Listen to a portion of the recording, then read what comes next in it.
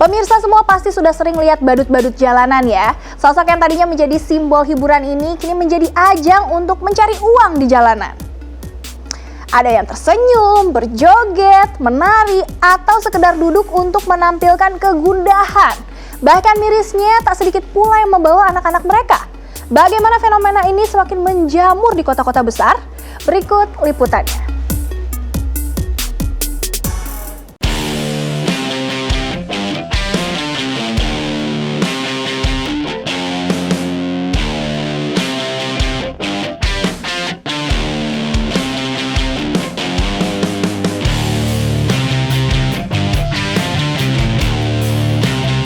Aksi jalanan seperti ini bukanlah pemandangan baru. Ada yang berlenggak-lenggok menari, tak sedikit pula yang hanya sekedar melemparkan senyuman abadi. Mengharap beberapa rupiah pengganti dari hiburan dan jerih payah yang mereka beri. Kemacetan dan lampu merah pemberhentian pun menjadi tempat ideal bagi mereka. Belakangan pemandangan ini menjadi lumrah, menandai munculnya fenomena pengemis baru di pinggiran ibu kota.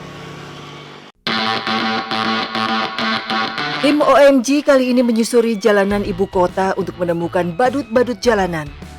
Namun di siang hari, tak satu pun badut terlihat di jalanan kota.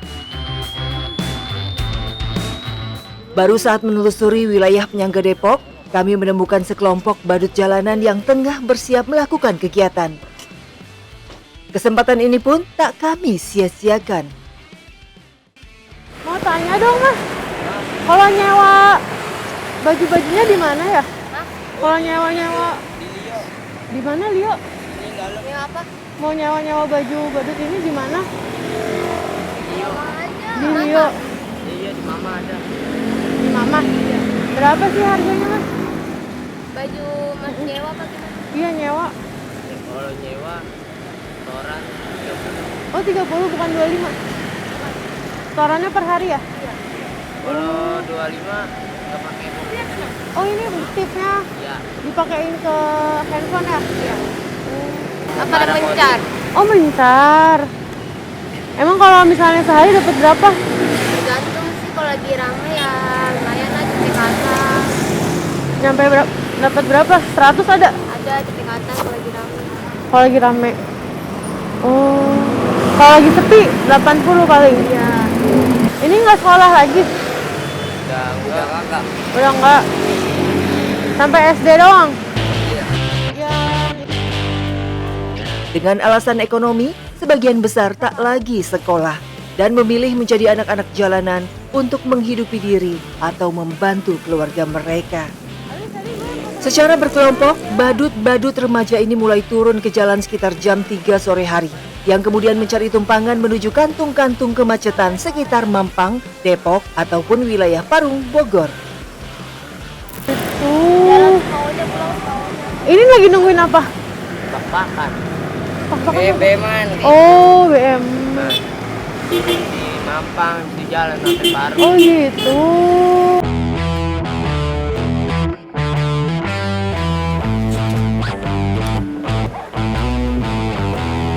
80 hingga 150 ribu bisa mereka dapatkan setiap harinya.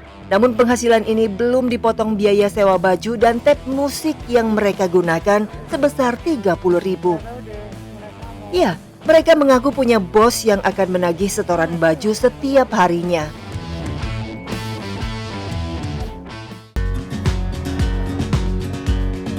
Lain halnya dengan Maulana, sang badut jalanan yang kami temui di kawasan Jalan Raya Cibubur. Ia selalu membawa serta anaknya saat memulai aksi joget di kemacetan jalan raya. Bukan tanpa sebab, ia mengaku sang anak tak ada yang mengurus. Apalagi istrinya Risma juga ikut turun ke jalanan bersama anak sulung dan anak bungsu yang baru berusia 4 bulan. Pernah waktu itu sempat nangis ngejar-ngejar sampai nggak ada suaranya. Ya hampir mau ini juga. Pernah. Makanya saya juga nggak tega. Iya. Kalau dititipin sama orang kan juga gitu ngasih buat jajannya, makannya. Terus belum lagi kan nggak mungkin kan, nggak ada basa-basi buat bayarnya kan, nggak mungkin Kak. Masa kita cuma nitip-nitip doang gitu. Iya sih benar.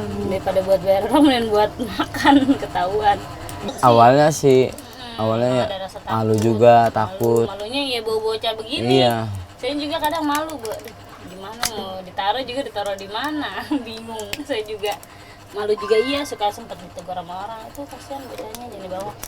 Ya orang kan bisa ngomong kayak begitu. Cuman kan saya ngerasain, Kak.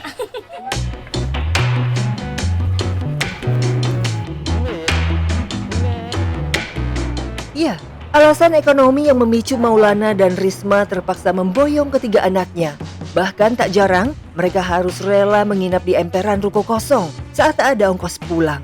Bagaimana tidak, kontrakannya di Kebon Nanas, Jakarta Timur cukup jauh dari lokasi tempat mereka bekerja. Sesampainya di lokasi, Maulana berganti kostum karakter Elmo yang sangat disukai anaknya. Tak lupa, tap digantungkan di leher Mesya sembari menyalakan lagu untuk memanaskan suasana.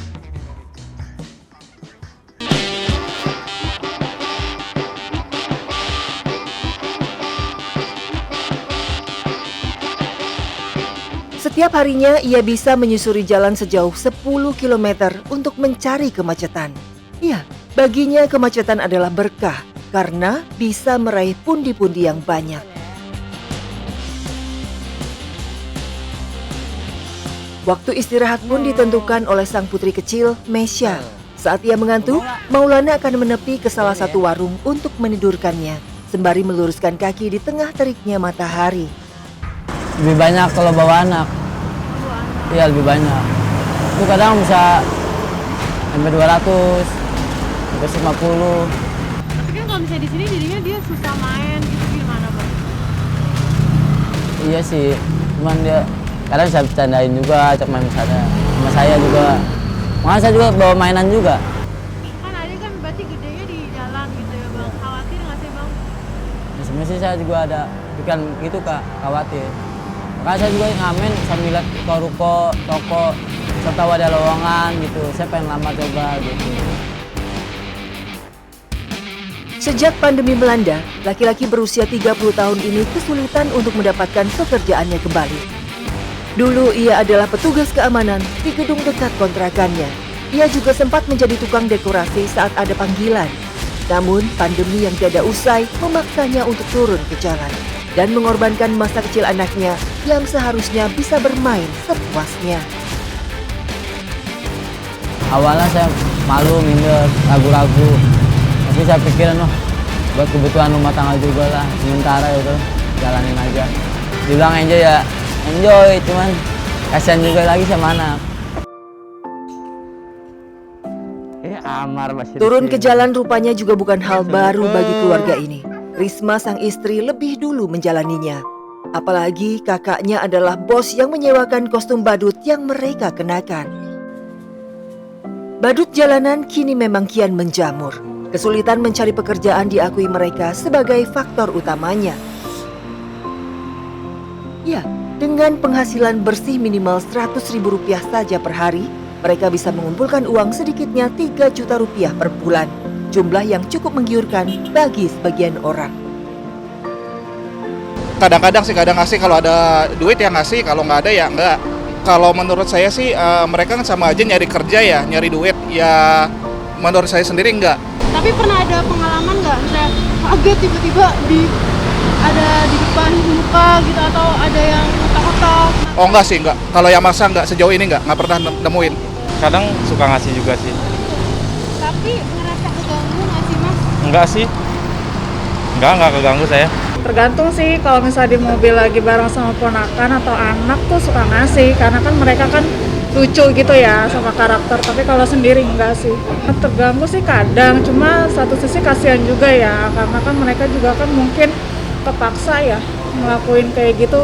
Tapi kalau bisa sih jangan. Kehadiran badut jalanan memang menjadi polemik sendiri di masyarakat. Ada yang terhibur, banyak pula yang merasa risih dan terganggu. Sosok badut yang sebelumnya menjadi simbol hiburan secara perlahan menjelma menjadi alat penggali simpatik dan belas kasihan. Menjadi sebuah jalan pintas untuk mencari uang di jalanan.